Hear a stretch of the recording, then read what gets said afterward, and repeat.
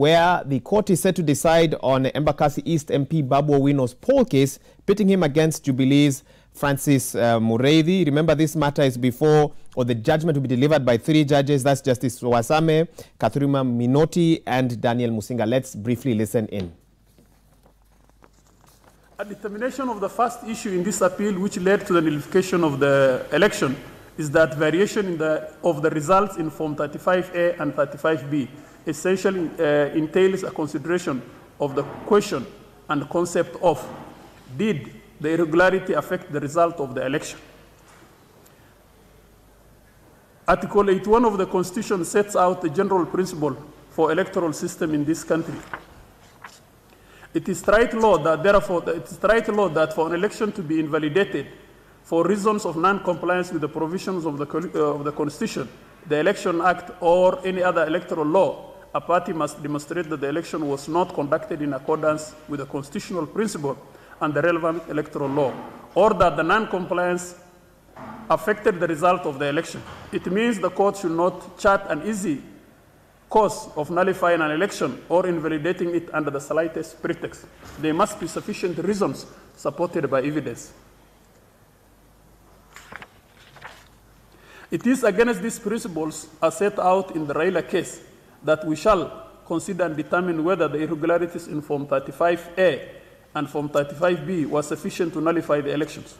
One of the respondents' complaints in the petition was that 44 Forms 35A, which were used to announce the results, did not have IEB stamp. He also complained that several Form 35A were neither signed nor stamped. The learned judge was satisfied that those irregularities had been proved. He then posed the question, what is the impact of the non-stamped Form 35S? In answer to that question, the learned judge considered the decision in IEBC versus Stephen Mutinda Mule. The learned judge then held the failure to affix the stamp on the Forms 35A was not fatal so long as the aforesaid forms were signed by the presiding officers and agents. That finding formed one of the grounds of the cross-appeal by the respondent. The first respondent counsel submitted that any anomalies in the statutory forms have serious implications in the electoral process. He cited the case of Lenola J, as he was then in the Masaka versus Kalwale case. The first respondent also fortified that submission by citing the Supreme Court decision in Raila 2017, in which counsel argued strict compliance as opposed to substantial compliance with the electoral law was emphasized. On our part, we cannot fault the learned judge findings that failure to stamp Form 35A was not fatal as long as they were signed by the relevant electoral laws. In any case, the non-stamping was adequately explained and cured by the signature of all agents and presiding officers. That confirmed the authenticity, legitimacy, and the correctness of the results contained in the said forms. More importantly, we were not shown how that affected the election or the results thereof. In the absence of such vital or important information, we agree with the position taken by the learned trial judge as the correct proposition in law. We have carefully perused the Regulation 79 of the Election General Rules 2017, and there is no requirement for stamping of the forms. It may, however, be administratively wise to do so. We adopt our earlier finding in case of Stephen Mutinda Mule versus another.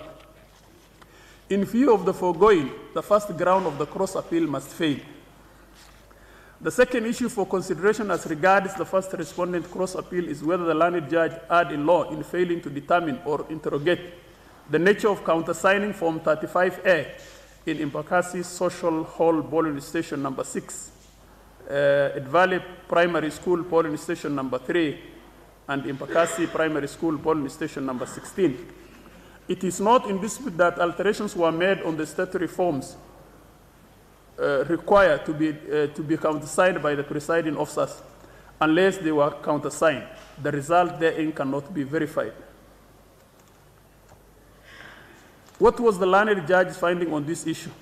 He stated, and we quote, "It is clear that alteration in Form 35S of Embakasi Social Hall polling station number 6, polling station number 3, and polling were countersigned by the presiding officer. However, Form 35A in respect of polling station number 6 was not annexed to the affidavit of Mr.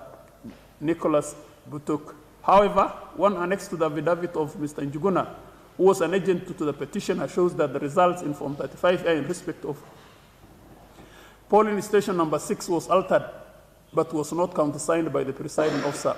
The report on the scrutiny and recount, dated 21st February 2018, indicates that the third respondent supplied to the deputy registrar of this court a copy of the aforesaid form.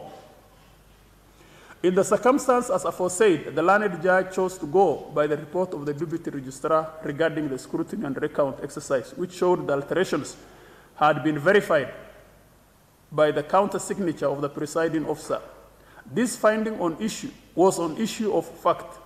Under Section 85A of the Election Act, the jurisdiction of this court in election matters is on matters of law only, unless the conclusion arrived at upon assessment of the fact is so perverse and reasonable, or that a reasonable tribunal will not have arrived at such a conclusion. Was that the case in this matter? We think not.